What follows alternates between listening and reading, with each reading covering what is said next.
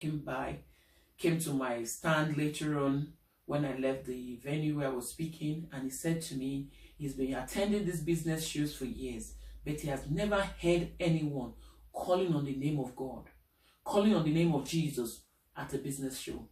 And he was so impressed that was what captivated him to come back to listen to me even the more. And he actually came for my book launch. That is the book Triumph in the Midst of Adversity. Just in case you've not read that book, please take time to read that book, because many of you are thinking that the only time you should study or you should read is when you are in a school or in a course to get a certificate. Please, life is too much important. It's much important rather than just studying to acquire certificates. Your self and personal development is huge. After your spiritual growth, your personal development, if you ask me, supersedes every other thing. Anyway, what is this? It says never give up, because giving up isn't an option for the wise. Yes, you heard me right. Let me tell you this. Things do happen to us. Excuse me. Sorry about that. Things do what happen to us.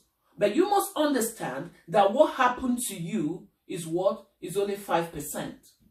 Is what? No, 10%. Kate, you want to shorten it? Yeah, I can shorten it because it's minimal. Is what is 10%. And what you do with it is what is 90 good percent. 90.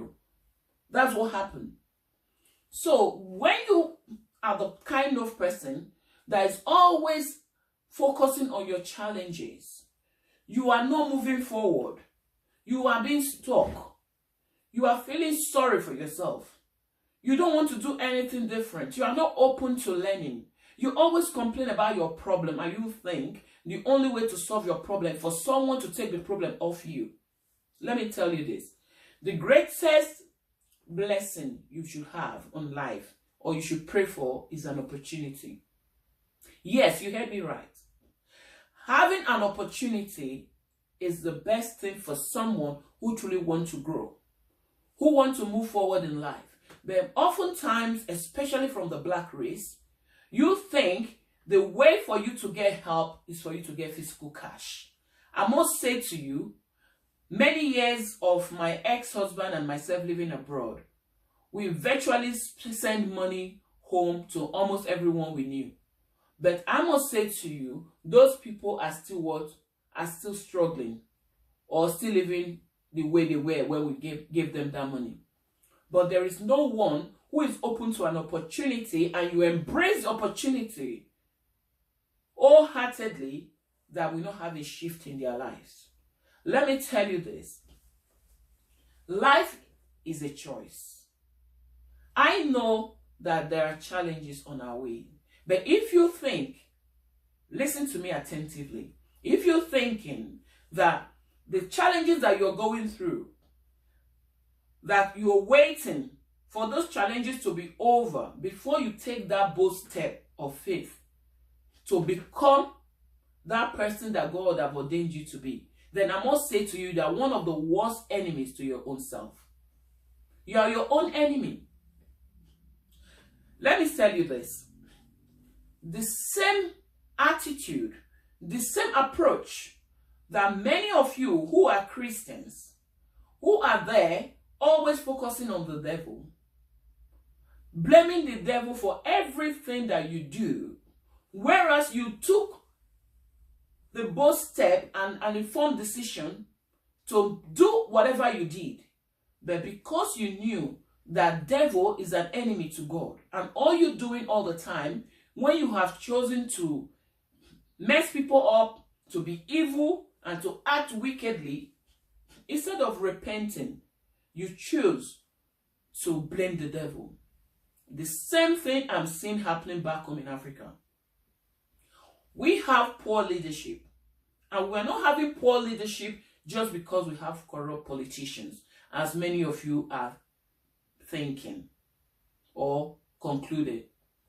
You're having bad leadership in government because African nations, Africans,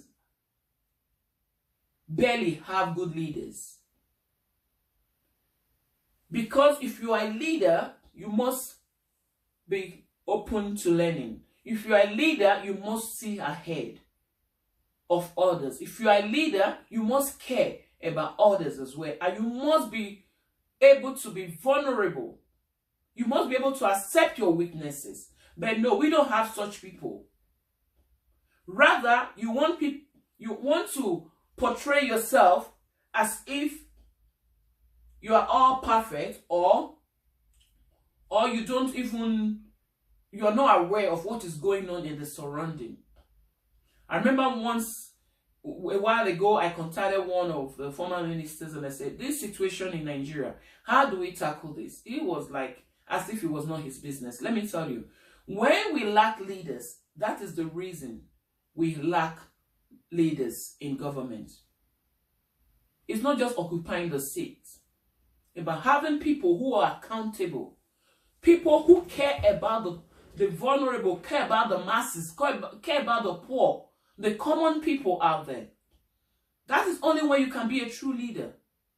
But when all you do is to look for how to hang around and rub shoulders with those that matter in the society, you don't have a clinic, you don't have a surgery where the vulnerable people, the poor people, the common man can come and air their challenges and share their struggles so you can meet them at the point of their needs. Until then, you don't have a leader. Listen, I often say there is no wealthy man in Africa until